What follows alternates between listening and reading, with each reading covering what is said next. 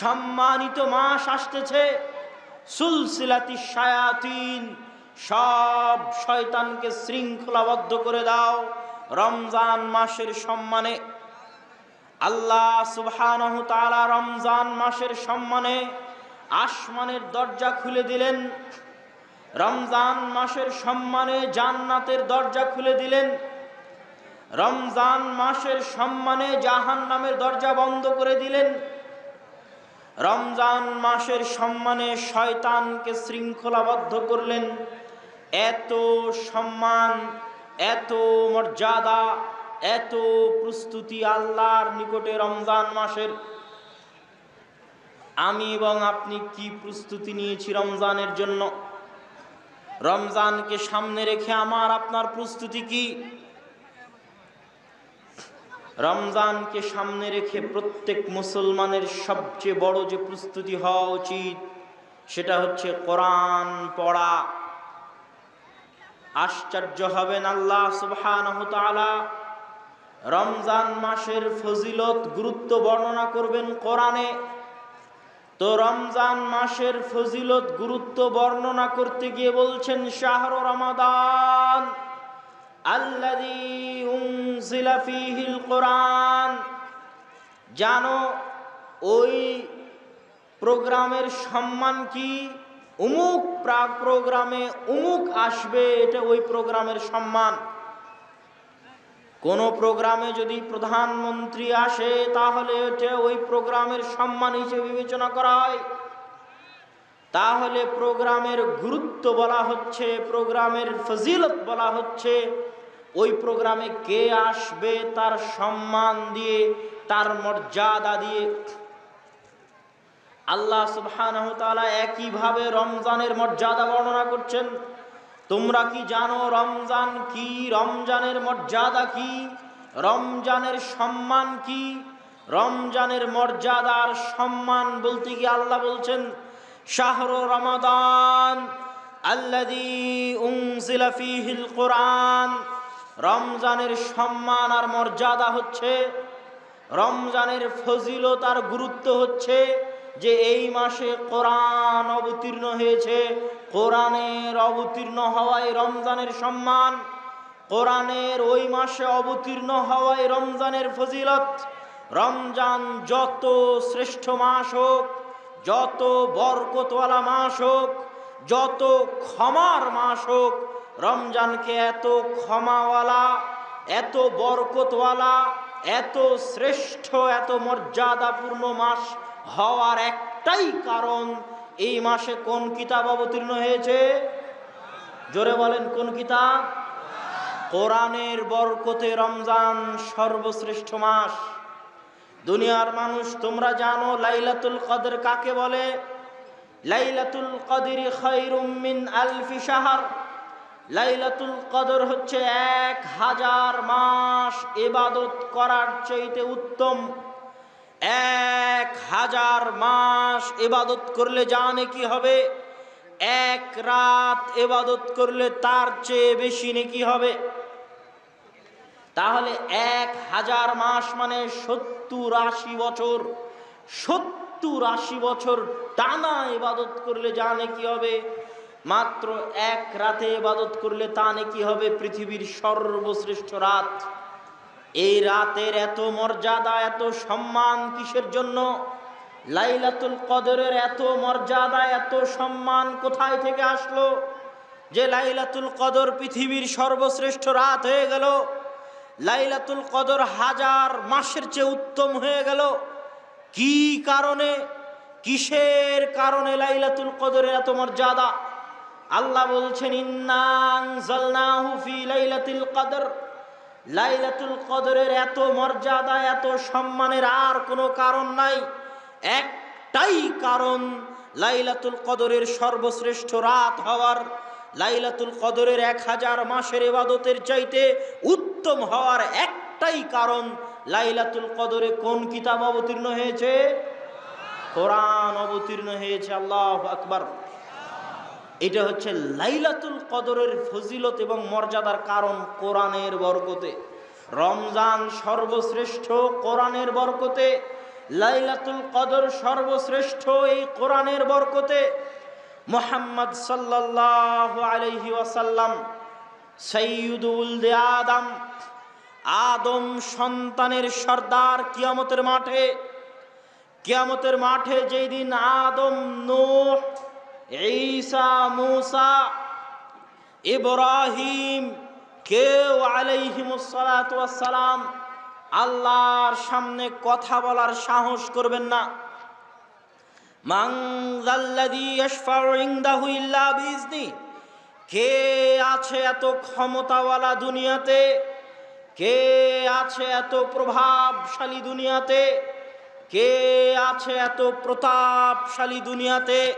মান যাল্লাযী ইয়াশফাউ ইনদাহু ইল্লা বিইজনি, কোন মায়ের বেটা এত প্রভাবশালী, এত শক্তিশালী, এত ক্ষমতাওয়ালা দুনিয়াতে আছে যে কিয়ামতের মাঠে আল্লাহর সাথে কথা বলতে পারে? আল্লাহর অনুমতি ছাড়া আছে কি কেউ? আল্লাহর চ্যালেঞ্জ, গোটা দুনিয়াতে এরকম কোনো ক্ষমতাশালী নাই। কিসের রাশিয়ার প্রেসিডেন্ট ভ্লাদিমির পুতিন, কিসের ফ্রাউন, কিসের ইন্দিরা গান্ধী, কে কত ক্ষমতাশালী পৃথিবী থেকে চলে গেছে, কে আছে যে কিয়ামতের মাঠে আল্লাহর সামনে কথা বলতে পারে দাঁড়িয়ে মাথা উঁচু করে? এরকম সাহস কিয়ামতের মাঠে কারো হবে না।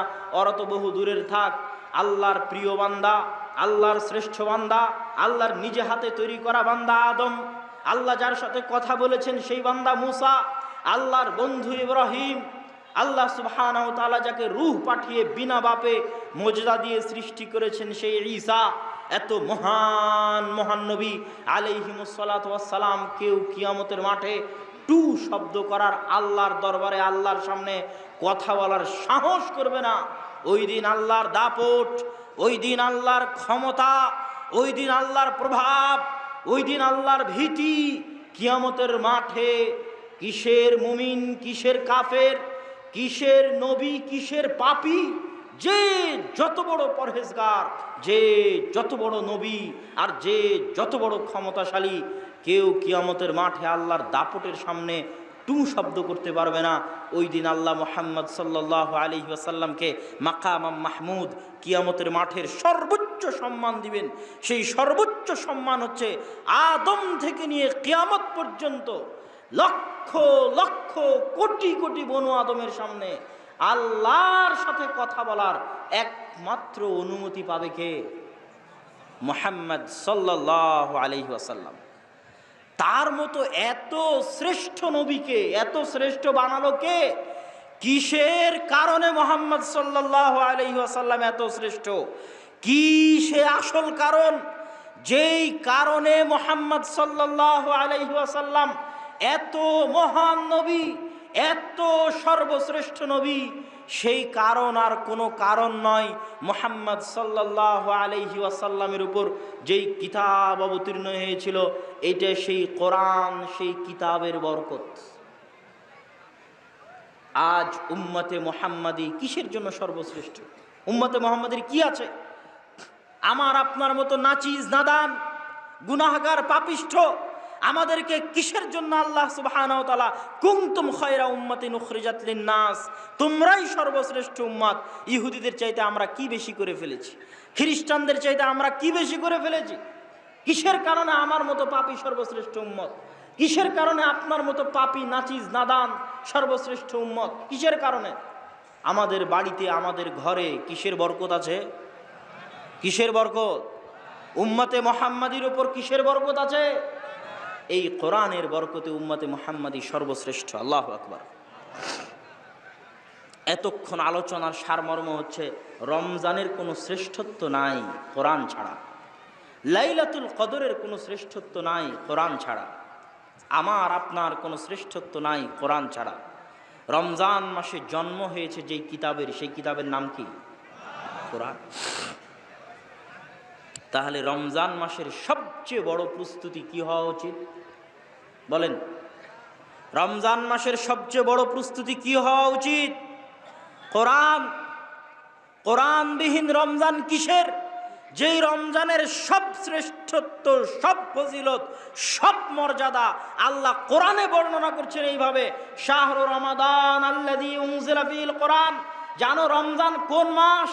রমজানের সব মর্যাদা, সব ফজিলত এই কারণে, আল্লাযী উনজিলা ফীহিল কোরআন, যে রমজান মাসে কোরআন অবতীর্ণ হয়েছে।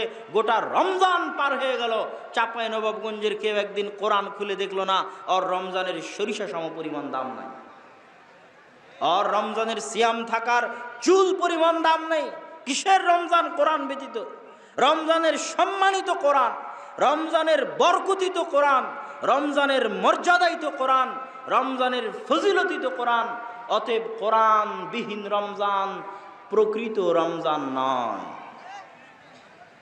তাহলে রমজানের প্রস্তুতির 1 নম্বর অধ্যায় হচ্ছে পবিত্র কোরআন।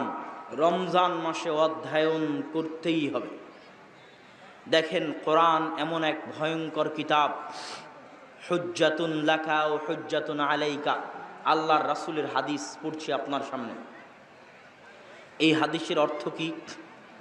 আজকে ইশার সালাতের পরে যদি আমি আপনি 2 রাকাত সালাত সুন্নাত পড়ে থাকি, নেকি হবে।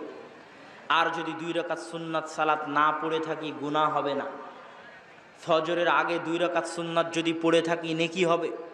যদি না পড়ে থাকি, গুনাহ হবে না। তাহলে কোরআন কি এরকম যে কোরআন পড়লে প্রতি হরফে 10 নেকি হবে, আর কোরআন না পড়লে কোনো সমস্যা নাই? আপনার কি মনে হয়? কোরআন খুবই ভয়ঙ্কর কিতাব, খুবই ভয়ানক কিতাব। আল কোরআন ইয়াতাকাল্লামু ইয়াউমাল কিয়ামাহ। কোরআন কিয়ামতের মাঠে কথা বলবে। আপনার কাছে আশ্চর্য লাগতে পারে, কোরআন কিভাবে কথা বলবে? আমার প্রশ্নের উত্তর দিবেন, গরু ছাগল কথা বলতে পারে? গরু ছাগল কথা বলতে পারে? আমি আপনি কথা বলতে পারি?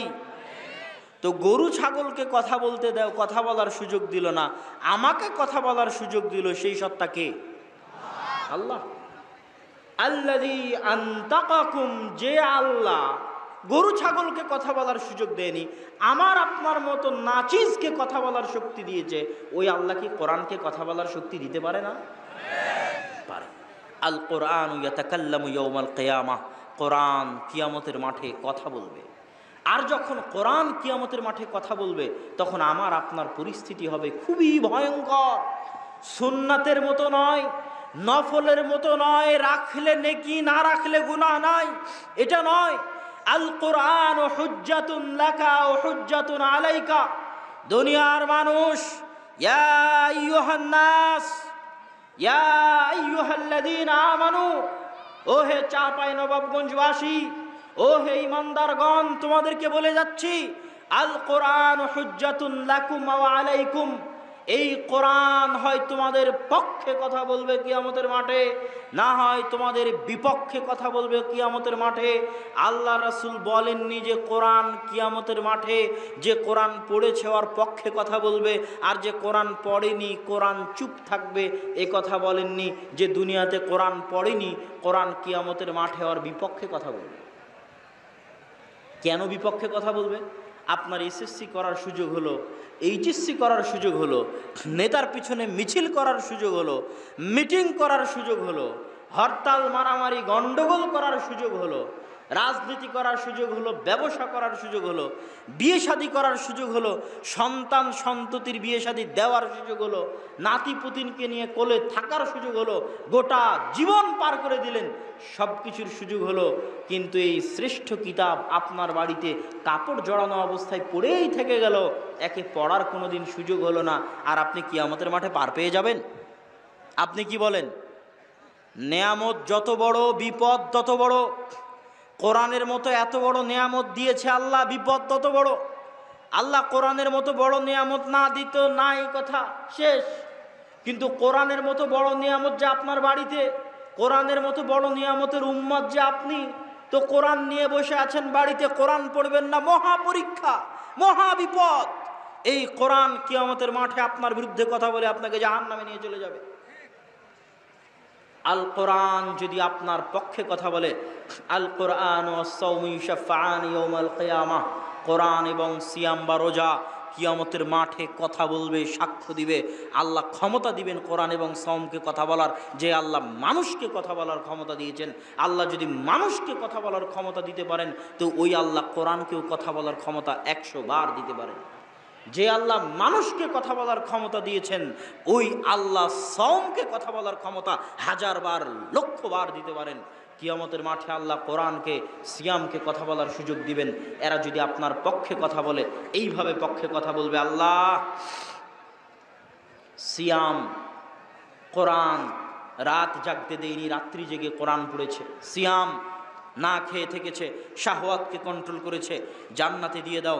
আল্লাহ সুবহানাহু ওয়া তাআলা কোরআনের শাফাত শুনে জান্নাতে দিয়ে দিবেন। দেখেন কোরআন কি কিতাব, কত ভয়ঙ্কর কিতাব। এই কোরআনের পাওয়ার, এই কোরআনের বরকত, এই কোরআনের ক্ষমতা, কোরআনকে মূল্য দেওয়ার আর মূল্য না দেওয়ার ক্ষমতা এত বেশি। ওমর ইবনুল খাত্তাব রাদিয়াল্লাহু তাআলা আনহু, অর্ধজাহানের শাসক, অর্ধ পৃথিবীর খলিফা, তাকে চিঠি লিখেছে জেরুজালেম থেকে তার সাহাবীরা, যে আমরা জেরুজালেম ঘেরাও করে রেখেছি, জেরুজালেম বিজয় করার জন্য আপনাকে আসতে হবে। বাইতুল মুকাদ্দাসের চাবি পাদ্রী খলিফাতুল মুসলিমিন ছাড়া কারো হাতে দিবে না। ওমর রাদিয়াল্লাহু তাআলা বললেন, আনা আতি, আমি আসছি। আমি আসছি বলে উনি এই যে রওনা দিলেন, জীর্ণ শীর্ণ কাপড় পরে, টুটা ফাটা তালি দেওয়া কাপড় পরে, রাখালকে উটের পিঠে রেখে নিজে রশি ধরে টানছেন। এই মুহূর্তে উনি ওল্ড জেরুজালেম, পুরাতন জেরুজালেম শহরের প্রবেশ মুখে। হাজার হাজার, লক্ষ লক্ষ খ্রিস্টান পাদ্রী অপেক্ষায় আছে, আসবে অর্ধজাহানের শাসক। 4000 সাহাবী অপেক্ষায় আছে, আসবেন আমিরুল মুমিনিন। ওমর রাদিয়াল্লাহু তাআলা আনহু যখন ঢুকছেন জীর্ণ শীর্ণ পোশাকে, রাখালকে উটের পিঠে বসিয়ে নিজে রশি ধরে টেনে, তখন হন্তদন্ত হয়ে সাহাবীরা ছুটে এসে ওমর রাদিয়াল্লাহু তাআলা আনহুকে বলছেন, আমিরুল মুমিনিন, আজকে গোটা খ্রিস্টান বিশ্বের সামনে আপনি আমাদের অপমান করে দিলেন। গোটা খ্রিস্টান বিশ্ব অপেক্ষায় আছে। বাপরে বাপ, বাইতুল মুকাদ্দাস সমর্পণ করে দিচ্ছে, যেই বাইতুল মুকাদ্দাস সারা পৃথিবীর বিনিময়ে খ্রিস্টানরা রাজি হবে না। ইউরোপের কি নাই, জার্মান ফ্রান্স ইংল্যান্ডের কি নাই, যে জার্মান ফ্রান্স ইংল্যান্ডকে সিরিয়ার মাটিতে যুদ্ধ করতে হবে। জার্মান ইংল্যান্ড ফ্রান্সের কি নাই, যে জার্মান ইংল্যান্ড ফ্রান্সকে ফিলিস্তিনের মাটিতে যুদ্ধ করতে হবে। ইহুদিদের কি নাই, ট্রাম্পের কি নাই, যে জেরুজালেমকে রাজধানী করতে হবে। গোটা দুনিয়া আমাদের দিয়ে দেন, বলেন যে বাইতুল মুকাদ্দাস মুসলমানদের দিয়ে দাও, গোটা দুনিয়া তোমাদের দিয়ে দিলাম। আমরা মুসলমানেরা কোনো বাংলাদেশ চাই না, পাকিস্তান চাই না, কিচ্ছু চাই না, সব নিয়ে চলে যাও, খালি মক্কা মদিনার বাইতুল মুকাদ্দাস আমাদেরকে দাও। দিয়ে দেন, কোনো দিন রাজি হবে না। সারা পৃথিবীর বিনিময়ে বাইতুল মুকাদ্দাস দিতে রাজি হবে না। বাইতুল মুকাদ্দাসে তাদের নবীর মা মারিয়াম আলাইহিস সালাতু ওয়াস সালাম বাইতুল মুকাদ্দাস খেদমত করেছেন, ঝাড়ু দিয়েছেন। ঈসা আলাইহিস সালামের মা মারিয়াম আলাইহিস সালাতু ওয়াস সালাম, ঈসা আলাইহিস সালামের জন্ম জেরুজালেমে, তাদের বিশ্বাস অনুযায়ী ঈসা আলাইহিস সালামের মৃত্যু জেরুজালেমে, আমাদের বিশ্বাস ঈসা আলাইহিস সালাম জীবিত আসমানে। তাদের দাবি অনুযায়ী ঈসা আলাইহিস সালামের কবর জেরুজালেমে। ইহুদিদের দাবি অনুযায়ী দাউদ আলাইহিস সালাতু ওয়াস সালাম, সত্য কথা, দাউদ আলাইহিস সালাম সারা পৃথিবী রাজত্ব করেছে জেরুজালেমে বসে, বাইতুল মুকাদ্দাসে বসে। সুলাইমান আলাইহিস সালাতু ওয়াস সালাম সারা পৃথিবী রাজত্ব করেছে বাইতুল মুকাদ্দাসে বসে, বাইতুল মুকাদ্দাসে সিংহাসন রেখে, জেরুজালেমের সিংহাসন রেখে সারা পৃথিবী শাসন করেছে। ওই বাইতুল মুকাদ্দাস ইহুদি খ্রিস্টানদের নিকটে সবচেয়ে সম্মানী ওই বাইতুল মুকাদ্দাস ওমর ইবনুল খাত্তাবের হাতে সমর্পণ হচ্ছে।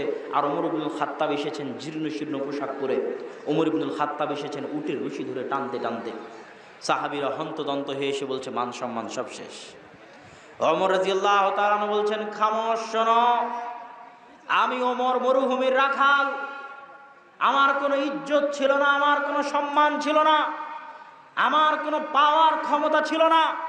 আমার মতো মরুভূমির রাখাল আজ অর্ধজাহানের শাসক, আমার মতো মরুভূমির রাখালের এত ক্ষমতা, এত সম্মান, যে জেরুজালেম আমার হাতে সমর্পণ হচ্ছে, এত সম্মান, এত ক্ষমতা, এত পাওয়ার আমার মতো মরুভূমির রাখাল কাপড় চোপড় দিয়ে অর্জন করেনি, উটের পিঠে বসে অর্জন করেনি।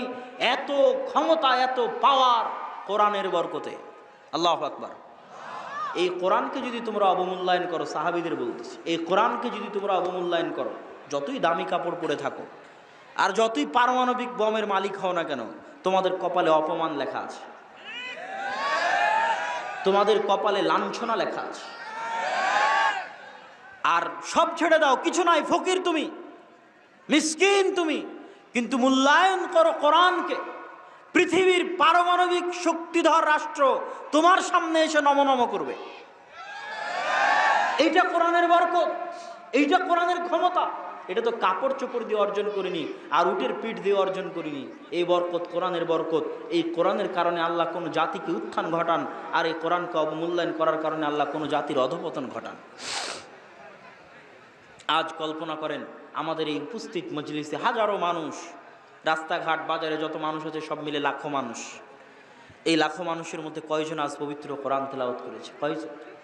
আমি, আপনি, আশেপাশে, ডানে বামে, সামনে, কয়জন? সারা মাসে কয়জন কোরআন তেলাওয়াত, কোরআন খুলে দেখেছে? সারা বছরে কয়জন কোরআন খুলে দেখেছে? আর এই জায়গায় কল্পনা করেন, আজ যদি সারা বাংলাদেশের প্রত্যেকটা মানুষ সকালবেলা উঠে কোরআনের বরকতে বরকতমণ্ডিত হতো। আমি কোরআন পড়লাম মানে আমি কোরআনের বরকত নিলাম, আমার বাড়িতে কোরআন পড়া হলো মানে আমার বাড়ি কোরআনের বরকত নিল। সারা বাংলাদেশের প্রত্যেকটা মানুষ কোরআন পড়লো মানে সারা বাংলাদেশ কোরআনের বরকত নিল। তো সারা জাতি যদি কোরআনের বরকতে বরকতমণ্ডিত হয়ে যায়, ওই জাতিকে থামানোর মতো, ওই জাতিকে আটকানোর মতো, আর ওই জাতিকে অপমান করার মতো কোনো শক্তি পৃথিবীতে জন্ম নেয়নি। কিন্তু আমি আপনি যদি কোরআন না পড়ি, কোরআন মূল্যায়ন না করি, কোরআন না বুঝি, না বুঝার চেষ্টা করি, তাহলে এই যে কাপড় দিয়ে জড়িয়ে আপনার বাড়ির তাকে রাখা আছে, হাজারবার চুমা দিলেও, হাজারবার বুকে জড়ালেও এই কোরআন কিয়ামতের মাঠে আপনার বিরুদ্ধে কথা বলবে যদি না পড়েন। বুঝাতে পারিনি মনে হয়? আপনার ভালোবাসার কমতি নেই, আপনি হাজারবার চুমা দেন, হাজারবার বুকে লাগান, নিচে আরবি লেখা পড়ে গেলে উঠিয়ে রাখেন, এর কোনো দাম নাই বাবা। এই কোরআনে তুমি সারাদিন 1,00,000 বার চুমা দাও, কোরআন যদি না পড়ো, কোরআন কিয়ামতের মাঠে তোমার বিরুদ্ধে কথা বলবে। কোরআনের হক হচ্ছে কোরআন পড়ো, এই জন্য কোরআন দেওয়া। কি জবাব দিবা আল্লাহর কাছে?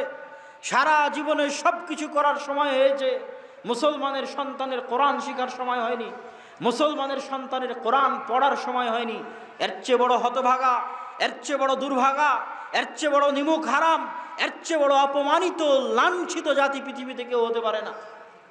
আজকে আমার আপনার যতটুকু সম্মান আছে, আজ মুসলিম বিশ্বের যে যে দেশের যতটুকু সম্মান আছে, ওয়াল্লাহি আল্লাহর কসম, ওয়াল্লাহি আল্লাহর কসম, ওয়াল্লাহি আল্লাহর কসম, আজ আমার আপনার যতটুকু সম্মান আছে, এই কোরআনের বরকতে সম্মান আছে। যেই প্রজন্ম আজ আসতেছে, 30 বছর আগের প্রজন্ম, মুরব্বীদের প্রজন্ম মক্তবে কোরআন শিখেছিল। যেই প্রজন্ম আজ আসতেছে, কিন্ডারগার্টেন স্কুল, ব্রাক স্কুল, উমুক স্কুল, তুমুক স্কুল, ইংলিশ মিডিয়াম স্কুল, মক্তব বন্ধ, কোরআন শিখতে কেউ যায় না, মক্তব থাকলেও কেউ কোরআন পড়তে যায় না। কোরআনবিহীন যে প্রজন্ম গড়ে উঠতেছে, যারা কোরআন পড়া জানে না, যারা কোরআনের বরকতে বরকতমণ্ডিত নয়, এদের ভাগ্যে এমন অপমান লেখা থাকবে, এদেরকে রোহিঙ্গাদের মতো কচুকাটা করা হবে। এত অপমান লেখা থাকবে, এত লাঞ্ছনা লেখা থাকবে, ভয়ঙ্কর দৃশ্য আমি চোখ বন্ধ করলে দেখতে পাই। কিন্তু ওটার থেকে উদ্ধার করতে পারে একটাই জিনিস, সেটা হচ্ছে কোরআন পড়ো, কোরআন শিখো। আরে তুমি ডাক্তার হও, ইঞ্জিনিয়ার হও, যা হও, কিন্তু প্রতিদিন সকাল তোমার শুরু হবে কোরআনের বরকত দিয়ে। তুমি নিজে কোরআনের বরকতে বরকতমণ্ডিত হবে, গোটা পরিবার কোরআনের বরকতে বরকতমণ্ডিত হবে, গোটা দেশ, গোটা জাতি কোরআনের বরকতে বরকতমণ্ডিত হবে। কোরআনের বরকতে গোটা দেশ পরিপূর্ণ হয়ে যাবে। তখন এই জাতিকে অপমানিত করবে এরকম ক্ষমতা, এরকম শক্তিধর কেউ দুনিয়াতে জন্ম নেয়নি।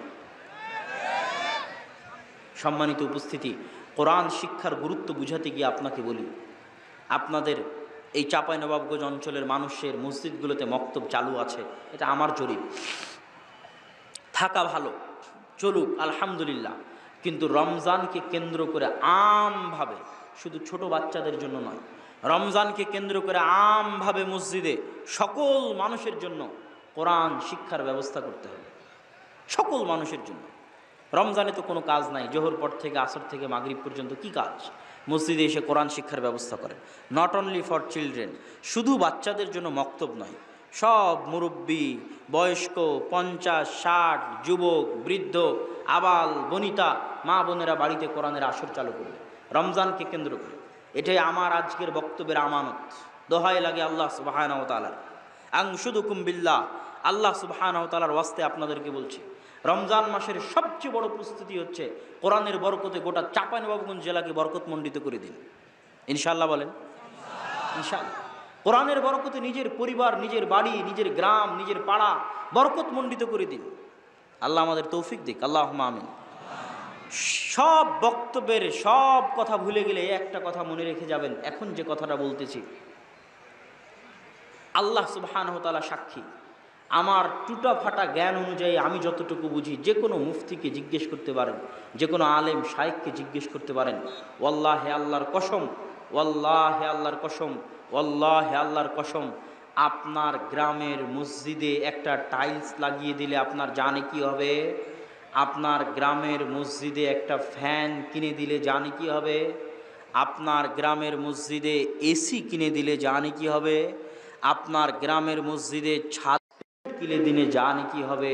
গ্রামের একটা ভাঙ্গা বেড়া, ভাঙ্গা টিনের মসজিদে কোরআন শিক্ষার ব্যবস্থা করলে আল্লাহর কসম, আল্লাহর কসম, আল্লাহর কসম, ওই রকম লাখো এসি দান করার চাইতে, ওই রকম কোটি টাইলস দান করার চাইতে, ওই রকম শত ব্যাগ সিমেন্ট দান করার চাইতে, ওরকম 1000 টন রড দান করার চাইতে বেশি নেকি হবে একটা কোরআনের আসর চালু করলে ইনশাআল্লাহ। বক্তব্যের সব অংশ ভুলে গেলে এই একটা অংশ আপনাদের হাতে ধরি, পায়ে ধরি, এই একটা অংশ ভুলে যাবেন না। যদি মসজিদের উন্নয়নের কথা আসে, সবার আগে যেন আমার এই কথা মাথায় থাকে যে আব্দুল্লাহ বিন আব্দুর রাজ্জাক বলে গেছিল সুবাগ হাই স্কুল মাঠে, কি বলে গেছিল? যে একটা মসজিদের ছাদের রডের ব্যবস্থা করতে, সিমেন্টের ব্যবস্থা করতে, টাইলসের ব্যবস্থা করতে, একটা মসজিদের এসির ব্যবস্থা করতে খরচ করলে জানে কি হবে? ওই দেয়ার চরাঞ্চলে, নদীর ওপারে চরাঞ্চলে একটা ভাঙ্গা টিন, ভাঙ্গা বেড়ার মসজিদে যদি আমি কোরআন শিক্ষার ব্যবস্থা করে দিতে পারি, তার চেয়ে 1000 গুণ, লাখো গুণে বেশি নাকি হবে ইনশাআল্লাহ। এই একটা কথা।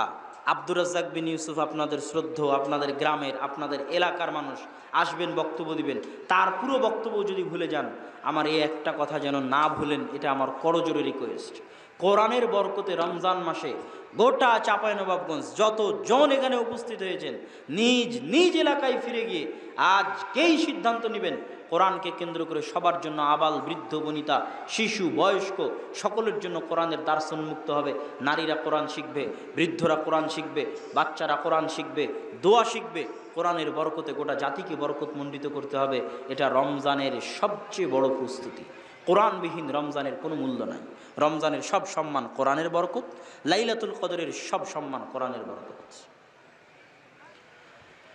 সম্মানিত উপস্থিতি, রমজান মাসের দ্বিতীয় প্রস্তুতি, রমজান মাসের দ্বিতীয় প্রস্তুতি যদি আপনাকে বলি, তাহলে সবার আগে আপনাকে বুঝতে হবে শয়তান কাকে বলে, শয়তান কি করতে পারে। আমরা দুনিয়াতে যত মানুষ গুনাহ করি, সব মানুষ আমাদের নিজেদের অন্তরকে কন্ট্রোল করতে না পারার জন্য গুনাহ করি। আর কোনো কারণ নাই দুনিয়াতে গুনাহ করার। যে জেনা করছে ও অন্তরকে কন্ট্রোল করতে পারে না, তাই জেনা করছে। যে সুদ খাচ্ছে ও অন্তরকে কন্ট্রোল করতে পারে না, তাই সুদ খাচ্ছে। যে চুরি করছে ও অন্তরকে কন্ট্রোল করতে পারে না, তাই চুরি করছে। আর কোনো কারণ নাই গুনাহের, একটাই কারণ, সেটা হচ্ছে আমাদের অন্তরের ওপর কন্ট্রোল ক্ষমতা দুর্বল। কেন? আমাদের এই অন্তরের ওপর ক্ষমতা আছে শয়তানের। কার ক্ষমতা আছে? এই ক্ষমতা আল্লাহ শয়তানকে দিয়েছে। শয়তান অনেক শক্তিশালী, অনেক পাওয়ারফুল। শয়তানের ক্ষমতা বলতে গিয়ে রাসূল সাল্লাল্লাহু আলাইহি ওয়াসাল্লাম বলেন, মা মিন মাউলুদিন ইল্লা ইয়ামাসসুহু শাইতান। এমন কোন আদম সন্তান দুনিয়াতে জন্মগ্রহণ করে না, যে আদম সন্তান জন্ম নেওয়ার পরে সর্বপ্রথম তার গায়ে শয়তানে টাচ করে না, স্পর্শ করে না, এমন কোনো আদম সন্তান দুনিয়াতে জন্মগ্রহণ করে না। আর এই স্পর্শ করা কাল্পনিক রূপক অর্থে নয়, বাস্তবে স্পর্শ করা। হাত্তা ইস্তাহিল্লা সারেখা, শয়তানের স্পর্শে ওই ছোট বাচ্চা কেঁদে ওঠে। তাহলে শয়তানের সাথে আমাদের সম্পর্ক এত মজবুত, এত শক্তিশালী, আমাদের উপর শয়তানের প্রভাব এত মজবুত, এত শক্তিশালী যে জন্ম হওয়ার পরে সবার আগে কে আমাদেরকে স্পর্শ করার সুযোগ পেয়েছে? শয়তান। ইল্লা মারিয়াম ইবনুহু, তবে মারিয়াম এবং তার সন্তান ঈসাকে শয়তান স্পর্শ করেনি। আল্লাহু আকবার।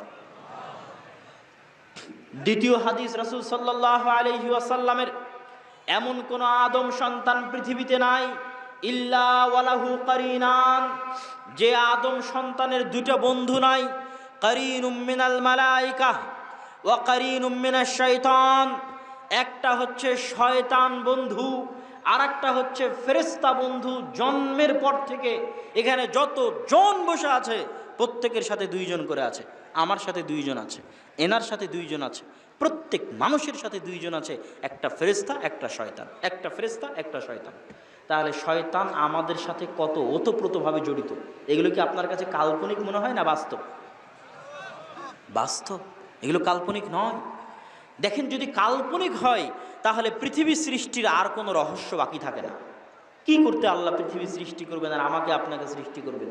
আপনি যদি একটা গেম খেলেন, গেম খেলার মতো যদি ভিলেন না থাকে যাকে ধরে আপনি মারবেন, এরকম যদি কোনো ভিলেন না থাকে, ওই গেম খেলে তো মজা নাই। পৃথিবীতে আপনি একটা গেম চালু করে দিয়েছে আল্লাহ সুবহানাহু ওয়া তাআলা। শুরুতেই আমরা, আমাদের ভিলেন ইবলিস আর তার বাহিনী, যাও আদম সন্তানকে পথভ্রষ্ট করো। গেম, কোরআন এবং হাদিস দিয়ে দিয়েছে, নবী রাসূল দিয়েছে, আদম সন্তানকে সৎ পথে দেখাও। এখন আদম সন্তান কোন দিকে যাবে এটাই তো গেম। মরা পর্যন্ত এখন যুদ্ধ করো, কোন দিকে যাবা, হারবা কি জিতবা এখন তোমার ব্যাপার। ভিলেন তোমার শয়তান, বন্ধু তোমার নবী রাসূল ফেরেশতা কোরআন হাদিস, কোন দিকে এখন তুমি যাবা। এটাই তো গেম, এটাই তো খেলা। এই খেলা যদি শয়তান না থাকে তো এই খেলা তো জমবে না। আপনি যদি শয়তানের অস্তিত্ব অস্বীকার করেন তাহলে এই খেলা জমবে না। কার বিরুদ্ধে লড়াই করবেন আপনি? দুনিয়াতে কার বিরুদ্ধে আমল করবেন? কে আপনাকে পথভ্রষ্ট করবে? কে আপনাকে গুনাহের দিকে ডাকবে? শয়তান শপথ করেছে, আদমের কারণে যদি জাহান্নামে যাওয়া লাগে তো আমি একাই জাহান্নামে যাব না। এত সহজ যে আদমকে সিজদা না করার কারণে আমাকে জাহান্নামে যেতে হবে, আমি একাই জাহান্নামে যাব না। ওয়ালা উযিল্লান্নাহুম ওয়ালা উমান্নিয়ান্নাহুম ওয়ালা আমুরান্নাহুম, অবশ্যই আদম সন্তানকে পথভ্রষ্ট করবই করব। শয়তানের শপথ কোরআনে।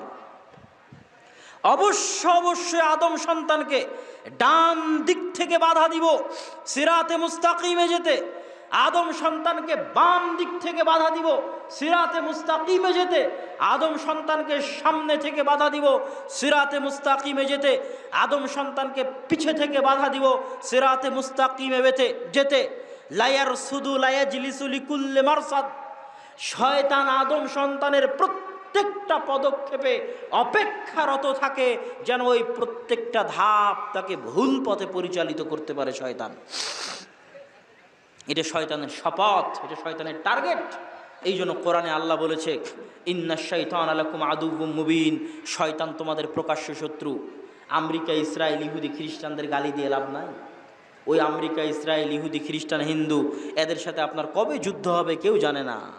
কিন্তু সকাল থেকে সন্ধ্যা পর্যন্ত জন্মের পর থেকে আপনাকে জাহান্নামে নিয়ে যাচ্ছে যে শয়তানটা, ওর সাথে তো যুদ্ধ শুরু করেন। বুঝতে পারেননি মনে হয়? ও তো আপনার সাথে আছে, এখনও আছে। ও তো সবচেয়ে বড় শত্রু। আল্লাহ কোরআন এটাই বলেছে, ইন্নাশ শাইতানা লাকুম আদুউম মুবিন। শয়তান যদি নাই থাকবে, শয়তান নাই, যদি নাই থাকবে, তুমি কোরআন পড়তে চাও? ঠিক আছে, কোরআন পড়ার আগে বলবা আউযু বিল্লাহি মিনাশ শাইতানির রাজীম। হে আল্লাহ, আপনার নিকটে পরিত্রাণ চাই বিতাড়িত শয়তান হতে। সালাত আদায় করতে চাও? সালাত আদায়ের মধ্যে কোরআন তেলাওয়াত করতে হবে। শুরুতে বলবা আউযু বিল্লাহি মিনাশ শাইতানির রাজীম। হে আল্লাহ, আপনার নিকটে পরিত্রাণ চাই বিতাড়িত শয়তান হতে। শয়তান যদি নাই থাকবে তো 14 বার এই দোয়া পড়ে লাভ কি? কথা মানে বুঝাতে পারিনি আমি। আমি কি আপনাদেরকে কথা বুঝাতে পেরেছি? কি লাভ হাজারবার লক্ষবার এই দোয়া পড়ে? মানে শয়তান এত ভয়ঙ্কর, শয়তানের অস্তিত্ব এত বাস্তব যে মুসলমান কোরআন পড়লে আগে শয়তান থেকে বাঁচতে চাও, অনেক ভয়ঙ্কর। শয়তান থেকে বাঁচার দোয়া পড়ো, বিশাল ভয়ঙ্কর।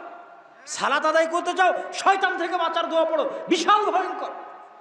এত ভয়ঙ্কর, এত ভয়ঙ্কর যে কোরআন খুললেই শয়তান, হাদিস খুললেই শয়তান, দোয়া পড়লেই শয়তান। রাসূল সাল্লাল্লাহু আলাইহি ওয়াসাল্লাম বলছেন, ইদা দাখালা আহাদুকুম ফি বাইতিহি ওয়ালাম ইয়াযকুর ইসমাল্লাহ, যখন তোমাদের কেউ কোনো বাড়িতে প্রবেশ করে আর বাড়িতে প্রবেশ করার সময় আল্লাহর নাম নিল না। আল্লাহর নাম কি? আসসালাম। সালাম কার নাম? সালাম কার নাম? আল্লাহর নাম। সালাম মানে শান্তি। যখন কেউ বাড়িতে প্রবেশ করে এবং আল্লাহর নাম না নেয়, আসসালামু আলাইকুম না বলে, তখন শয়তান চিৎকার করে বলে, সঙ্গী সাথী, এই বাড়ি মাবিতুকুম ওয়া আশাউকুম, এই বাড়ি তোমাদের থাকার জায়গা, এই বাড়ি তোমাদের খাওয়ার জায়গা। তো দেখেন, সালাম দিবেন তো সালামের সাথে শয়তানের সম্পর্ক। হাদিস বলছে প্রত্যেকটা দোয়া, প্রত্যেকটা ইবাদত, সবগুলোর সাথে খালি শয়তানের সম্পর্ক। মানে গোটা ইসলাম খালি আপনাকে বলছে, বাপরে বাপরে বাপ, এটা করো শয়তান থেকে বাঁচো, এটা করো শয়তান থেকে বাঁচো, এটা করো শয়তান থেকে বাঁচো, এটা না করলে শয়তান, ওটা না করলে শয়তান, ওটা না করলে শয়তান। গোটা ইসলাম সাজানো আছে শয়তান দিয়ে। আর ওই শয়তানকে আমি আপনি মনে করেছি কাল্পনিক। যদি তোমাদের কেউ ইদা আকালা আহাদুকুম ওয়া লাম ইয়াযকুর ইসমাল্লাহ, যদি তোমাদের কেউ খায় বিসমিল্লাহ না বলে, ইয়াকুল মাহু শয়তান, ওরা শুধু শয়তান খায়। খেতে গেলাম তাও শয়তান, সালাম দিতে গেলাম বাড়িতে তাও শয়তান। যখন তোমাদের কেউ কোনো পাত্র ঢাকে এবং পাত্র ঢাকার সময় আল্লাহর নাম নেয়, ওই পাত্র শয়তান খুলতে পারে না। যখন তোমাদের কেউ দরজা বন্ধ করে, বন্ধ করার সময় আল্লাহর নাম নেয়, ওই দরজা শয়তান খুলতে পারে না। যখন তোমাদের কেউ জানালা বন্ধ করে, বন্ধ করার সময় আল্লাহর নাম নেয়, ওই জানালা শয়তান খুলতে পারে না। তো জানালা বন্ধ করতেও শয়তান, দরজা বন্ধ করতেও শয়তান, পাত্র ঢাকবো তাও শয়তান। তো শয়তান কি কাল্পনিক? কোরআন হাদিস কি তাহলে পাগল? কোরআন খুললে শয়তান, হাদিস খুললে শয়তান। আমি আপনাকে বুঝাতে চাচ্ছি, হে যুবক, বিশেষ করে তোমাদেরকে, আমাদের শয়তান সবচেয়ে বড় ধোঁকা কোথায় দেয়? আমরা গান শোনার সময় মনে করি যে আমার মজা লাগছে তাই গান শুনছি।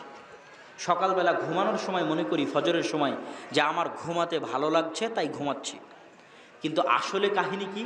আসলে কাহিনী হচ্ছে, আমার কানে গানকে ভালো লাগাচ্ছে কে? আমার কানে বাজনার আওয়াজকে ভালো লাগাচ্ছে কে? সকালবেলা আমাকে ফজরে ঘুম থেকে উঠতে দিচ্ছে না কে?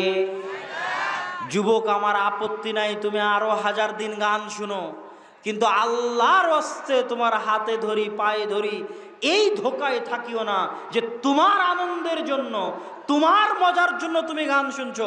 আল্লাহর কসম, তোমার সবচেয়ে বড় শত্রু শয়তান তোমার কানের মধ্যে বসে গানের আওয়াজকে তোমার কানে ভালো লাগায়।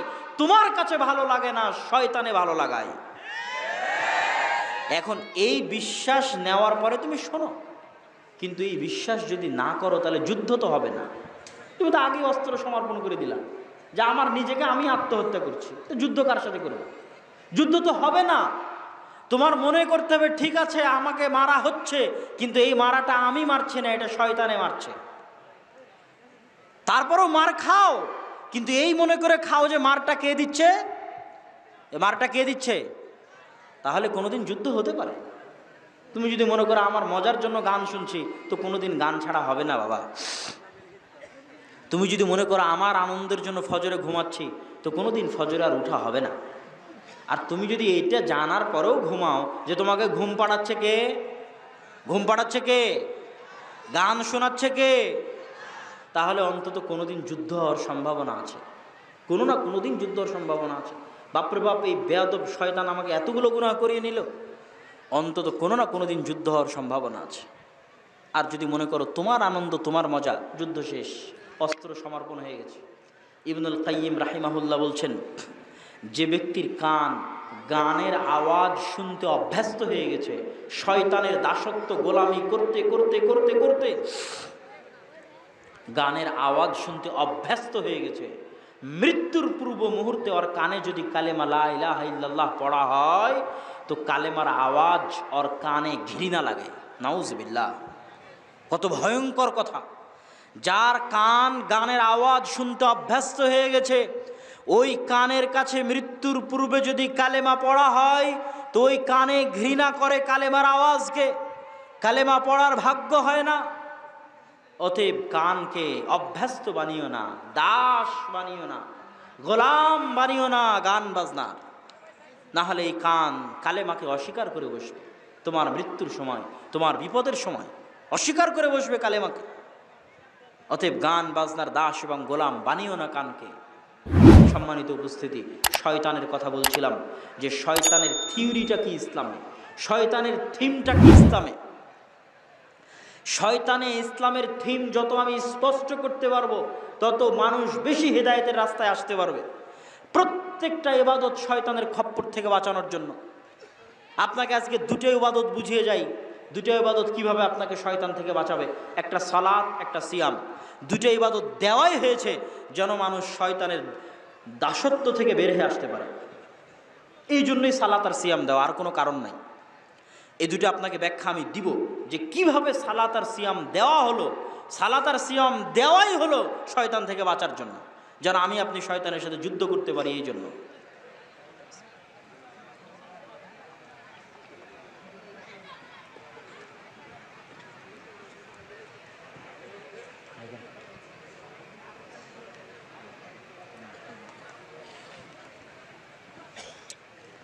সালাত এবং সিয়াম। প্রথমে আসি সালাত। মানুষের অন্তরের উপর কন্ট্রোল নাই, এই জন্য গুনাহ করে। এর বাইরে কোনো কারণ আছে? আপনার কি মনে হয় এর বাইরে কোনো কারণ আছে? আমি যদি গুনাহ করি এই কারণে আমার মনকে কন্ট্রোল করতে পারিনি, এই কারণে। আপনি গুনাহ করলে ওই কারণে যে মনকে কন্ট্রোল করতে পারিনি, আর কোনো কারণ আছে নাকি? তাহলে একটা সমাধান হচ্ছে গুনাহ থেকে বাঁচার, যে এই অন্তর শয়তানের দাস হয়ে গেছে। এখন এই অন্তরকে শয়তানের দাসত্ব থেকে বের করে নিয়ে আসতে হবে, যেন এই অন্তর শয়তানের সাথে লড়াই করতে পারে। তো আপনি যখন আরবিতে ভর্তি হবেন, তো আরবিতে ভর্তি হওয়ার পর আপনাকে যদি বলা হয় যে আপনাকে যুদ্ধ করতে হবে, তো তার জন্য ট্রেনিং লাগবে না? লাগবে না? ট্রেনিং যদি না করেন তো কেমনে আপনি যুদ্ধ শিখবেন? তো অন্তরের ওপর কন্ট্রোল ক্ষমতা প্রতিষ্ঠা করা যদি না শিখেন তো কেমনে আপনি গুনাহ থেকে বাঁচবেন? তো অন্তরের ওপর যেমন আরবিতে ভর্তি হওয়ার পর ট্রেনিং নেওয়ার জন্য আপনাকে কিছু করতে হবে, দৌড়াতে হবে, লাফাতে হবে, কায়িক শ্রম করতে হবে। এরকম অন্তরের ওপর কন্ট্রোল ক্ষমতা কায়েম করার জন্য আপনাকে কাজ করতে হবে, কাজ। আর ওই কাজের এক নাম্বার কাজ হচ্ছে শয়তানের সাথে জিহাদ করে, শয়তানের সাথে যুদ্ধ ঘোষণা করে যে যা মন তা করে করি, যত গুনাহ আছে যা করে করি। সুদ খাই খাই, ঘুষ খাই খাই, জেনা করি করি, বিড়ি খাই খাই, সিগারেট খাই খাই, যত গুনাহ করে করি। আমি যত বড় গুনাহগার হই না কেন সব বিসর্জন দিলাম। গুনাহ করছি করলাম, কিন্তু একটা জিনিসে চুল পরিমাণ ছাড় দেব না। বিড়ি খালে বিড়ি খাওয়া থেকে উঠে গিয়ে, জেনা করলে পতিতালয় থেকে বের হয়ে গিয়ে, সুদ খেলে সুদ খাওয়া শেষ করে বের হয়ে গিয়ে, ঘুষ খেলে ঘুষ খাওয়া শেষ করে বের হয়ে গিয়ে 5 ওয়াক্ত সালাত শয়তানের বিরুদ্ধে যুদ্ধ করে মসজিদে আদায় করবই করব। এটা হচ্ছে পৃথিবীতে শয়তানের বিরুদ্ধে সবচেয়ে বড় জিহাদ, সবচেয়ে বড় যুদ্ধ। কি জন্য? আপনি তো নিজেকে যদি ট্রেনিং আপ না করেন তা অন্তরের উপর কন্ট্রোল ক্ষমতা কায়েম করবেন কীভাবে? আর ট্রেনিং তো কিছু না করলে ট্রেনিং হবে না। না করলে কেমনে ট্রেনিং হবে? ঘরে বসে থেকে ট্রেনিং হবে না। তো যখন আপনি এই চ্যালেঞ্জ নেবেন, যত বড় গুনাহগার হয় হই, বিড়ি সিগারেট খাই খাই, কিন্তু 5 ওয়াক্ত নামাজে মসজিদে যাবই যাব। একবার যদি শয়তানের সাথে যুদ্ধ করে 5 ওয়াক্ত নামাজে নিজেকে মসজিদে নিয়ে যাওয়ার উপর কায়েম ও দায়েম করতে পারেন, একবার যে আপনার অন্তরের উপর এতখানি কন্ট্রোল ক্ষমতা আপনার প্রতিষ্ঠা হয়ে গেছে যে আপনি যে কোনো বিনিময়ে শয়তানের সাথে যুদ্ধে জিতে 5 ওয়াক্ত সালাতে মসজিদে যানই যান, এতটুকু যদি কন্ট্রোল ক্ষমতা আপনার অন্তরের উপর কায়েম হয়ে থাকে, ধীরে ধীরে বাকি যে গুনাহগুলো আছে ওগুলো বাদ হয়ে যাবে। আর মানুষ জিজ্ঞেস করে অমুক নামাজি, নামাজ আদায় করার পরে তো গুনাহ করে, ওই নামাজি 5 ওয়াক্ত সালাতে মসজিদে যায় না। আমার চ্যালেঞ্জ থাকলো আপনি পরীক্ষা করবেন, যে কোনো নামাজির বিরুদ্ধে আপনি অভিযোগ করবেন যে এই নামাজি তো কিসের নামাজি, তো গুনাহের কাজ করে। চ্যালেঞ্জ থাকলো আজকে লিখে নিয়ে যাবেন, ওই নামাজির টানা প্রতিদিন 1 ওয়াক্ত মিস না দিয়ে, জরুরি কোনো প্রয়োজন ছাড়া, অ্যাক্সিডেন্ট মৃত্যু ছাড়া, কোনো জরুরি প্রয়োজন ছাড়া 1 ওয়াক্ত সালাত মসজিদে মিস দেয় না, এরকম নামাজি নয়। কেন? এটা হচ্ছে পৃথিবীর সবচেয়ে বড় জিহাদ, শয়তানের বিরুদ্ধে সবচেয়ে বড় যুদ্ধ। তাহলে সালাত দেওয়া হয়েছে কি থেকে বাঁচতে বলেন তো? কি থেকে বাঁচার জন্য সালাত দেওয়া হয়েছে? শয়তান থেকে বাঁচতে। দলিল কি খালি যুক্তি? জি না, খালি যুক্তি নয়, হাদিস থেকে আপনাকে দলিল দিই। রাসূল সাল্লাল্লাহু আলাইহি ওয়াসাল্লাম বলছেন, মা মিন কারিয়াতিন, এমন কোনো গ্রাম, এমন কোনো জঙ্গল, এমন কোনো মরুভূমি, এমন কোনো সমুদ্র যেখানে মাত্র 2 বা তার চেয়ে বেশি মুসলমান বাস করে। মাত্র কয়জন মুসলমান? মাত্র 2টা মুসলমান বাস করে। ইংল্যান্ডের কোন এক খ্রিস্টান নগরীতে 2টা মুসলমান বাস করে? কোন আফ্রিকার জঙ্গলে 3টা মুসলমান বাস করে? কোন সমুদ্রের জাহাজের মধ্যে মাত্র 3টা মুসলমান আছে? রাসূল সাল্লাল্লাহু আলাইহি ওয়াসাল্লাম বলছেন, যদি ওই 2টা মুসলমান আজান দিয়ে, ইকামত দিয়ে 5 ওয়াক্ত সালাতের জামাত কায়েম না করে, ইল্লাস্তাহওয়াদা আলাইহিমুশ শয়তান, এরা সবগুলো একদিন না একদিন শয়তানের গোলাম হয়ে যাবে। এরা কেউ নিজের ঈমান আমল টিকাতে পারবে না, কেউ না, এরা সব শয়তানের গোলাম হয়ে যাবে। যেমন ভাবে পালবিহীন ভেড়াকে নেকড়ে বাঘে খেয়ে ফেলে, এই রকম জামাত বিচ্ছিন্ন 5 ওয়াক্ত সালাতের জামাতে উপস্থিত হয় না, এই রকম মুসলমান শয়তানের গোলাম, শয়তানের দাস, ওর অন্তর শয়তানের দাসত্ব বরণ করবেই করবে। কেন? যুদ্ধে হেরে গেছে, প্রথম যুদ্ধে হেরে গেছে শয়তানের বিরুদ্ধে। আমি তো বলিনি আপনাকে সব গুনাহ ছেড়ে দিতে হবে। যারা ডানে এবং বামে দাঁড়িয়ে আছেন তাদেরকে অনুগ্রহ করব, পিছনে অনেক জায়গা খালি আছে, আপনারা পিছন থেকে দেখতে পাবেন। যদি পিছনে বসেন মাঠটা দেখতে সুন্দর লাগবে। আপনাদের শ্রদ্ধেয় শায়েখ আসার আগে আগে আমরা চাই যে মাঠের পরিবেশ আরেকটু সুন্দর হয়ে যায়। অতএব আশেপাশে দাঁড়িয়ে না থেকে আপনারা পিছনে গিয়ে বসেন। বারায়ে মেহেরবানি, বারায়ে কারাম, কোরআন এবং হাদিসের এই বরকতের মাজলিসের আদব রক্ষা করবে। স্বেচ্ছাসেবক ভাইদের দৃষ্টি আকর্ষণ করছি, তোমরাও একটু দায়িত্ব পালন করো। তবে আলোচনা করছিলাম সালাত কিভাবে, সালাত দেওয়াই হলো কিভাবে আপনাকে শয়তানের খপ্পর থেকে বাঁচাতে। এবার আসে সিয়াম। সিয়াম দেওয়াই হয়েছে আপনাকে শয়তান থেকে বাঁচাতে। কিভাবে? মনোযোগ আকর্ষণ করছি, হে চাঁপাইনবাবগঞ্জবাসী, হে সুভাগবাসী, সিয়াম দেওয়াই হয়েছে শয়তানের কবল থেকে, শয়তানের দাসত্ব থেকে, শয়তানের ষড়যন্ত্র থেকে মুসলমানকে বের করে আনার জন্য। কি জন্য? রাসূল সাল্লাল্লাহু আলাইহি ওয়াসাল্লাম বলেছেন, ইন্নাশ শাইতানা ইয়াজরি মাজরাদ দাম, শয়তানের এত পাওয়ার, শয়তানের এত ক্ষমতা যে শয়তান মানুষের রগে রগে চলতে পারে, রক্ত কণিকা, রক্ত নালীতে চলতে পারে, এত ক্ষমতা শয়তানের। ইবনুল কাইয়িম রাহিমাহুল্লাহ বলছেন, যখন মানুষ রোজা রাখে, যখন মানুষ সিয়াম রাখে, না খেয়ে থাকার কারণে,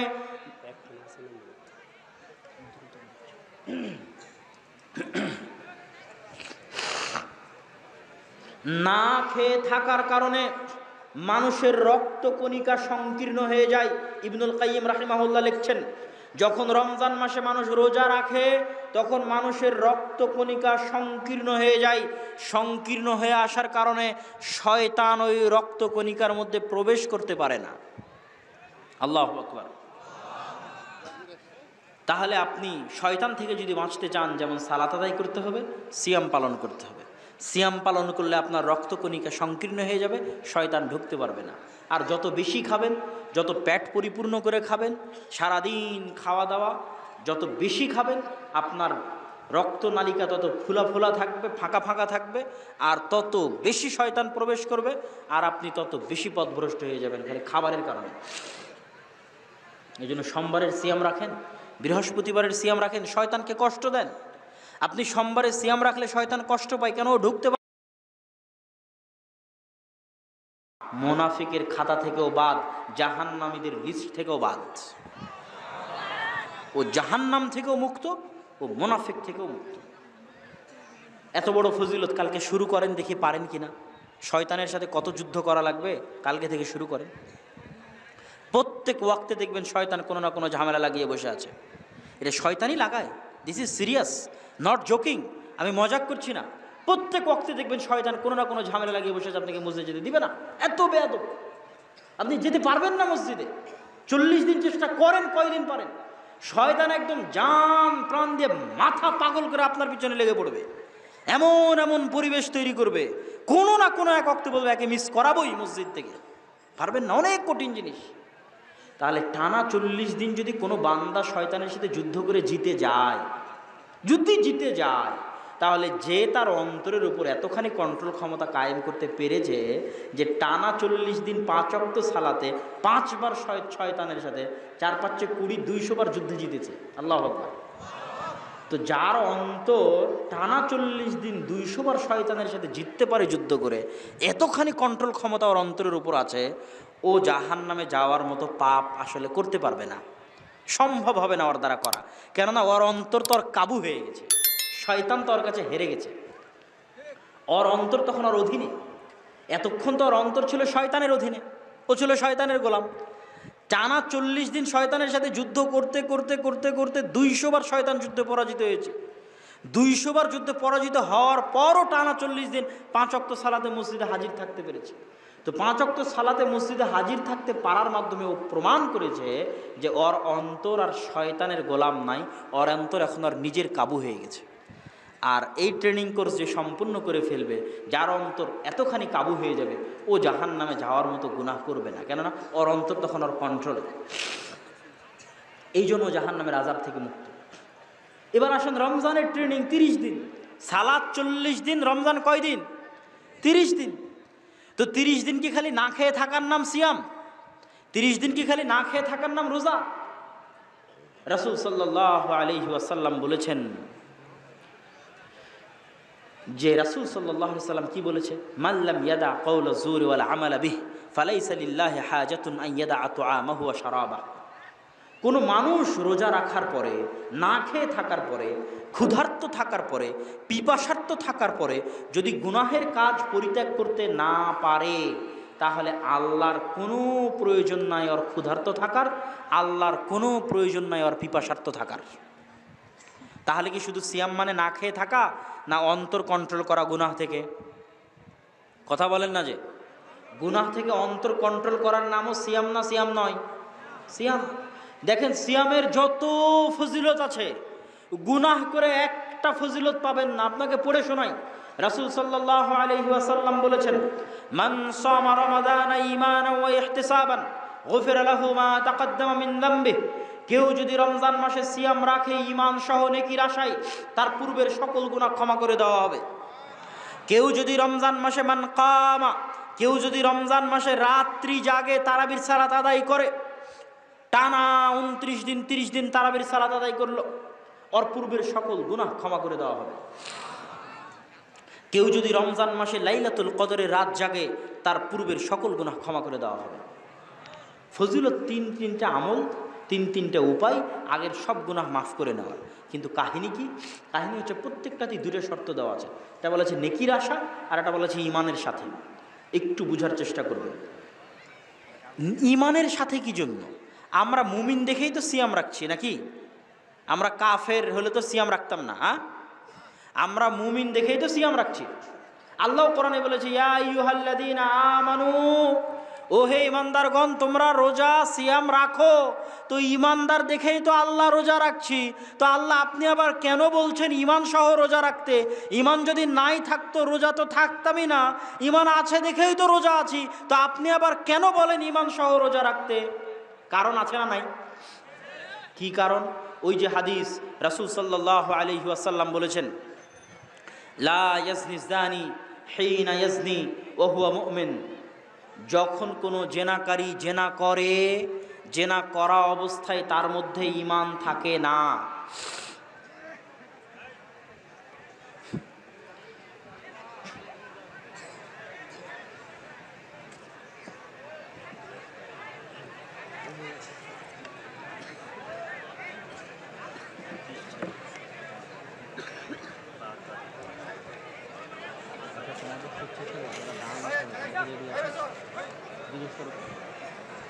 আমরা সবাই চুপচাপ বসে থাকি, বিশৃঙ্খলা করার প্রয়োজন নাই।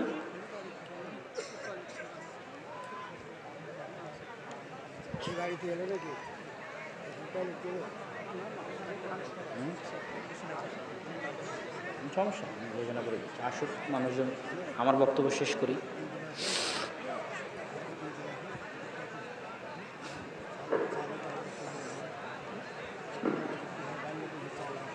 পিছনে অনেক জায়গা আছে, যেহেতু আপনাদের শ্রদ্ধেয় শায়েখ শেখ আব্দুর রাজ্জাক বিন ইউসুফ চলে এসেছে, সেহেতু আপনারা যারা চলাচল করছেন, হাঁটাহাঁটি করছেন, রাস্তাঘাট বাজার, সবাই প্রতিষ্ঠানে প্যান্ডেলে উপস্থিত হন।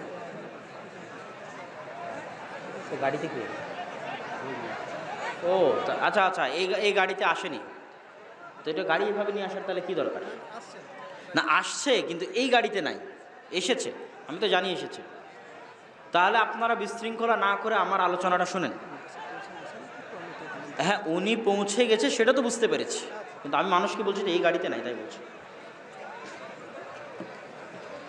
তো আপনারা কি আলোচনা শুনবেন তো?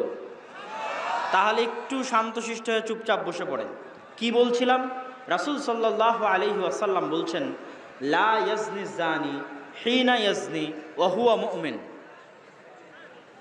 যখন কোনো জেনাকারী জেনা করে, ওই জেনা করার সময়টাতে ওর মধ্যে ঈমান থাকে না। লা ইয়াসরিকু সারিক হিনা ইয়াসরিক ওয়া হুয়া মুমিন। যখন কোনো চোরে চুরি করে, ওই চুরি করার সময়টাতে ওর মধ্যে ঈমান থাকে না।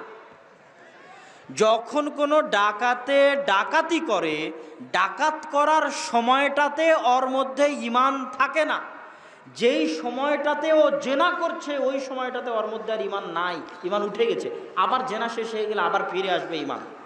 ও যখন যেই সময়টাতে চুরি করছে, এক্সাক্ট ওই সময়টাতে ওর মধ্যে ঈমান নাই, ঈমান উঠে গেছে।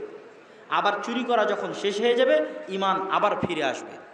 এবার হাদিসে বুঝেন, যদি আপনি রমজান মাসের সিয়াম রাখার পরে গুনাহ করেন, তাহলে কি আপনি 24 ঘন্টা ঈমানের উপর থাকলেন? কথা বলেন না যে ঈমানের উপর থাকলেন?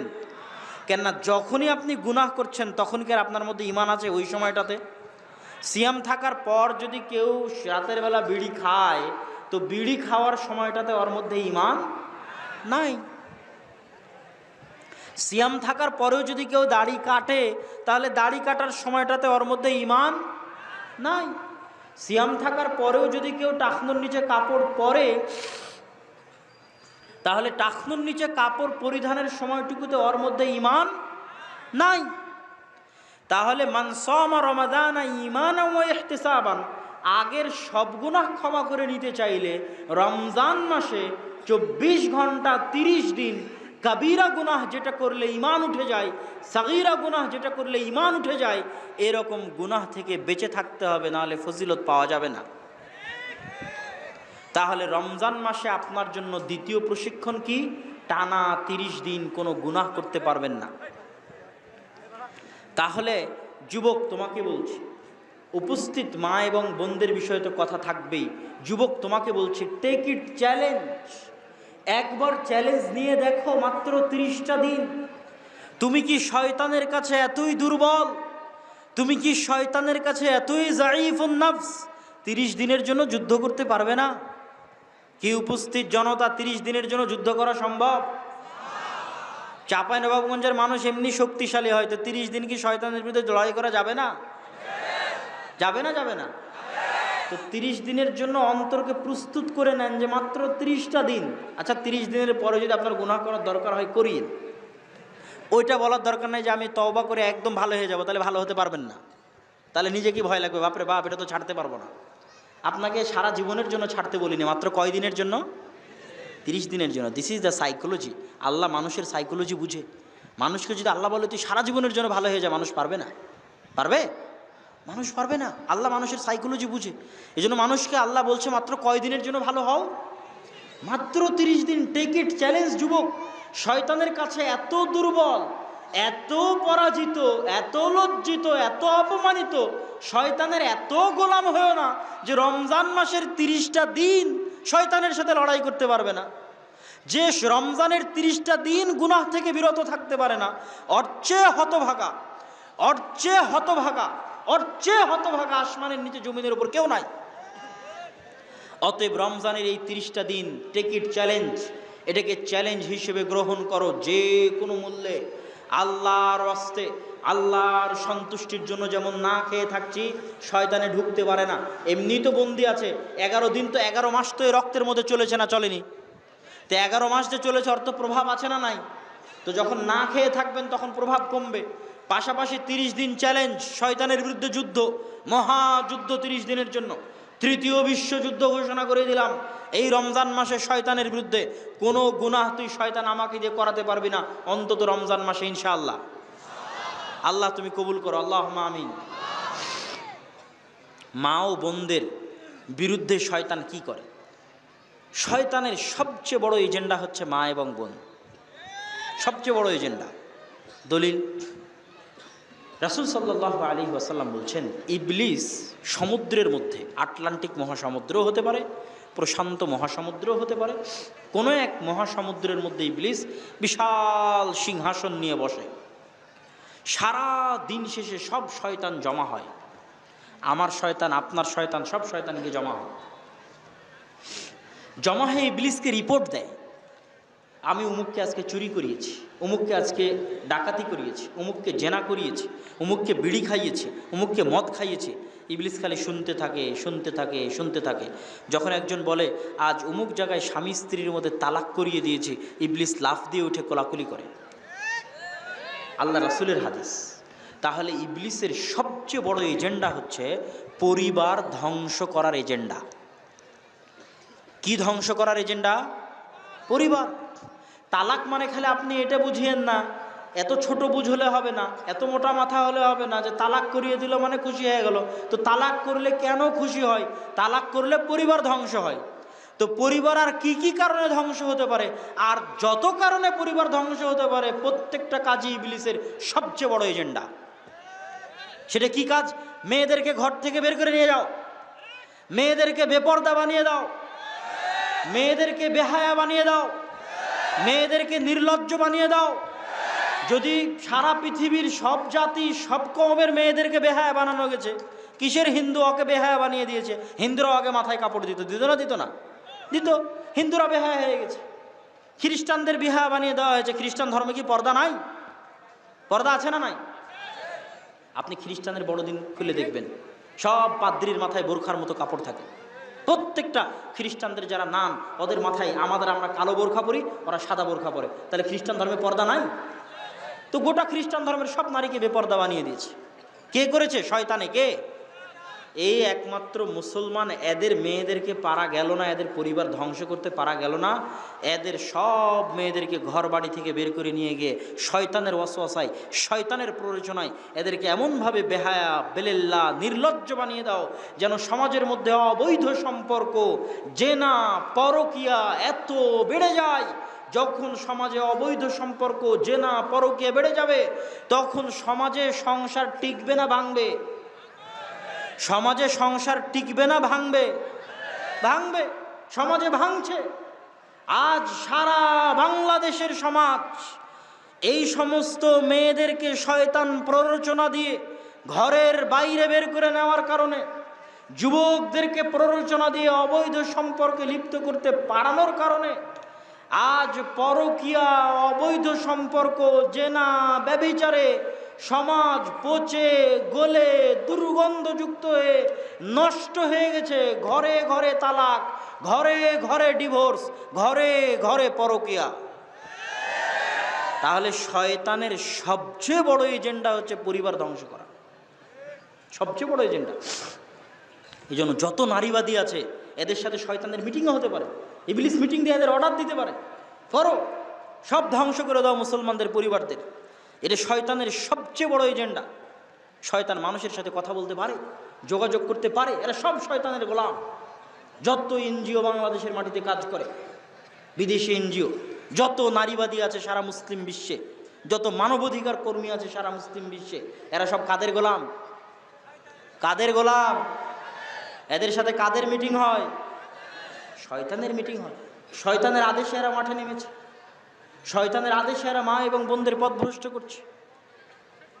সম্মানিত উপস্থিতি, গোটা ইসলামটাই শয়তান দিয়ে ঘেরা। তাহলে সালাত দেওয়া হয়েছে শয়তানের খপ্পর থেকে বাঁচার জন্য, সিয়াম দেওয়া হয়েছে শয়তানের খপ্পর থেকে বাঁচার জন্য, এগুলো সব দেওয়া হয়েছে শয়তানের খপ্পর থেকে বাঁচার জন্য।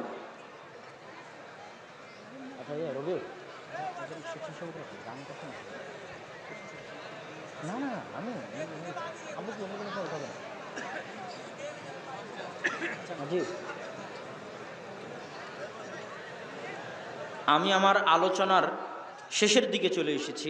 আলোচনার শেষ পয়েন্ট, রমজানের প্রস্তুতির 1 নম্বর পয়েন্ট ছিল কোরআন তেলাওয়াত। রমজানের প্রস্তুতির 2 নম্বর পয়েন্ট ছিল গুনাহ থেকে বেঁচে থাকা। রমজানের প্রস্তুতির শেষ পয়েন্ট শাবান মাসের সিয়াম। কি জন্য শাবান মাসের সিয়াম রমজানের প্রস্তুতি?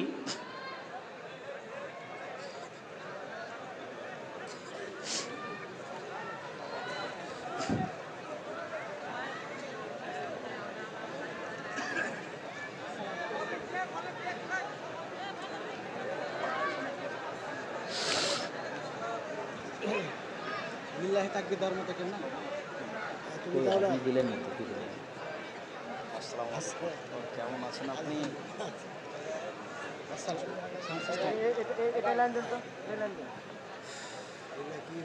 আচ্ছা, শাবান মাসের সিয়াম কি জন্য রমজানের প্রস্তুতি? শাবান মাসের সিয়াম এই জন্য রমজানের প্রস্তুতি যে আপনি যদি কোনো বাড়িতে দাওয়াত খেতে যান আর ওই বাড়িতে যদি বিরিয়ানি রান্না হয় আর তার গন্ধ যদি 5-10 বাড়ি থেকে না পাওয়া যায়, তো ওই বিরিয়ানির কোনো মূল্য থাকে না। এত বড় প্রোগ্রাম হচ্ছে, কত দূর থেকে লাইট দেওয়া আছে, আগে থেকেই বোঝা যাচ্ছে যে এখানে প্রোগ্রাম আছে। তো রমজানের মতো এত মহান মাস আসবে, আপনার জীবনের প্রথম রোজা যদি রমজানের প্রথম রোজা হয়, আবার শোনেন খুব মনোযোগ দিয়ে, যে আপনার এবছরের প্রথম রোজা কোন রোজা? আপনার এই সারা বছরের প্রথম রোজা কোনটা? রমজানের প্রথম রোজা। তাহলে কি আপনি রমজানকে স্বাগতম জানালেন, না আপনার যে হতভাগা দুনিয়া থেকে আছে, ঘুম থেকে উঠে দেখছেন আজ রমজান মাস শুরু হয়ে গেছে? তাই প্রথম রোজা, আপনার সারা বছরের প্রথম রোজা রমজানের প্রথম রোজা। আস্তাগফিরুল্লাহ আল-আযীম। রমজান মাস আসতেছে, রমজান মাসের ফ্লেভার, রমজান মাসের সুগন্ধি, রমজান মাসের আনন্দ, আপনার অন্তর এত উদ্বেলিত থাকবে যদি আপনার মধ্যে ঈমান থাকে, আপনার অন্তর এত খুশি থাকবে যদি আপনার মধ্যে ঈমান থাকে। রমজানের স্বাদ আপনি 1 মাস দূর থেকে অনুভব করা শুরু করবেন, যে কোন মাস আসতেছে, রমজান মাস আসতেছে। তাহলে রমজান মাসের প্রস্তুতিতে আমাকে শাবান মাস থেকেই সিয়াম রাখা শুরু করতে হবে। কিসের স্বাদ নেওয়ার জন্য? কিসের স্বাদ নেওয়ার জন্য? রমজানের স্বাদ নেওয়ার জন্য। আর একটা কথা মনে রাখবেন, যে মুমিন বান্দারা শাবান মাসের সিয়াম রাখে রমজানের আগে, এরা রমজান মাসে ইবাদত করে অন্য আর 10 জনের চাইতে যারা শাবান মাসে সিয়াম রাখেনি ওদের চেয়ে বেশি মজা পায়। কেননা যার রমজান হুট করে শুরু হয়েছে, কোনো অপেক্ষা নাই, কোনো প্রস্তুতি নাই, অন্তরে কোনো আনন্দ নাই, কিচ্ছু নাই, ওর জীবনের প্রথম রোজা, সারা বছরের প্রথম রোজা রমজানের প্রথম রোজা, ও কিসে রমজানের ইবাদত করে খুশি হবে? আর যার অন্তর এত উদ্বেলিত রমজানের আগমনে যে শাবান মাস থেকে প্রস্তুত রমজান মাসের সিয়াম রাখবে, তাই শাবান মাস থেকে সিয়াম রাখতেছে, 1 মাসের পথ থেকে ও রমজানের স্বাদ নিচ্ছে, রমজানের মজা নিচ্ছে, আনন্দ নিচ্ছে। ও রমজান মাসে ইবাদত করে আনন্দ পাবে, রমজান মাসে ইবাদত করে শান্তি পাবে। এই জন্য যে রমজানের প্রথম রোজা আর ওই বছরের প্রথম রোজা নয়, বরং রমজানের জন্য আগে থেকেই প্রস্তুত ছিল, এই মহান মাসের জন্য আগে থেকেই প্রস্তুত ছিল। ঘুম থেকে উঠে দেখেনি যে রমজান শুরু হয়ে গেল। 1 মাস আগে থেকে পরিবার জানে শাবান মাসের সিয়াম হচ্ছে কেন, রমজান আসতেছে। 1 মাস আগে থেকে গোটা বাংলাদেশ জানে শাবান মাসের সিয়াম হচ্ছে কেন, রমজান আসতেছে। 1 মাস আগে থেকে কেউ সিয়াম রাখেনি, হুট করে একদিন ঘোষণা হলো আজ নাকি রমজান। এটা রমজান হলো, এটা রমজানের মান সম্মান থাকলো? রমজানকে আপনি গুরুত্ব দিলেন? রমজানকে আপনি মর্যাদা দিলেন, সম্মান দিলেন? দিলেন না। সম্মানিত উপস্থিতি, আমি আলোচনা শেষ করে নিয়ে আসছি। রমজানের প্রস্তুতি স্বরূপ 1 নাম্বার কি বলেছি আপনাদের বলেন তো, জোরে বলেন কি? কোরআন তেলাওয়াত। গোটা চাঁপাইনবাবগঞ্জ রমজান মাসে কিসের বরকতে বরকতমণ্ডিত হবে? ইনশাআল্লাহ বলেন। 2 নাম্বার হচ্ছে রমজানের প্রস্তুতি হচ্ছে গুনাহ মুক্ত থাকা। টিকিট চ্যালেঞ্জ মাত্র 1 মাস। এটা মাথায় আনিয়েন না যে সারা বছর, এটাও মাথায় আনিয়েন যে আজীবন। মাত্র কয়দিন?